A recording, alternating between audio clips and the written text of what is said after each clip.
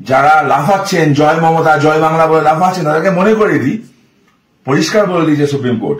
আপনারা জানেন যে 26,000 যে চাকরি বাতিল মামলায় সুপ্রিম কোর্টে কমিশন গিয়েছিল, রিভিউ ফাইল করেছিল। সরকার বলছিল কারো চাকরি যাবে না, সবার চাকরি বাঁচিয়ে দেবো।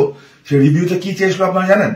রিভিউতে বলেছিল যে আমাদের শিক্ষকের অভাব হয়ে যাবে, যাতে যারা আছে তারা আপাতত এই শিক্ষাবর্ষ পর্যন্ত অথবা ফ্রেশ রিক্রুটমেন্ট হওয়া পর্যন্ত চাকরিটা করতে পারে।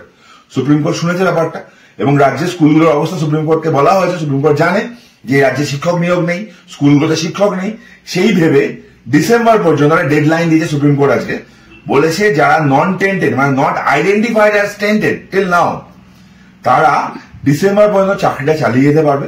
ডিসেম্বর পর্যন্ত তারা মাইনেটাও পাবে।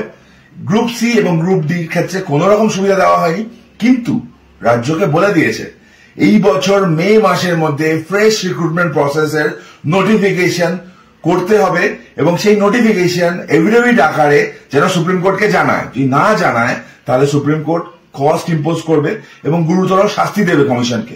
মানেটা কি দাঁড়ালো? সোজা বাংলায় বললে যারা চাকরি করছিল, যারা not identified as tainted yet, তারা চাকরিটা চালাবে। ডিসেম্বর পর্যন্ত ফ্রেশ রিক্রুটমেন্ট প্রসেস এই মে মাস থেকে শুরু করতে হবে, ডিসেম্বরের মধ্যে কনক্লুড করতে হবে এবং এই ফ্রেশ রিক্রুটমেন্ট প্রসেসে বেসিক্যালি সেই 23 লক্ষ চাকরি প্রার্থী যারা পরীক্ষাটা দিয়েছিল সবাই সুযোগ পাবে। মানে যোগ্য অযোগ্য আলাদা করা গেল না, সবাইকে সেই পরীক্ষার মধ্যেই ফেলা হলো। কেন করা হলো আপনারা নিশ্চয়ই বুঝতে পারছেন। সরকার ওই রায়ের বিরুদ্ধে যায়নি, কিন্তু স্কুলগুলো ভেঙে পড়বে, শিক্ষক থাকবে না, তাই জন্য এই আলটিমেটলি একটা গেটওয়ে, একটা রাস্তা তৈরি করা হলো, যে রাস্তার মাধ্যমে যাতে কোন একটা আপাতত শুরু হয়, আপাতত একটা প্রসেস হয়।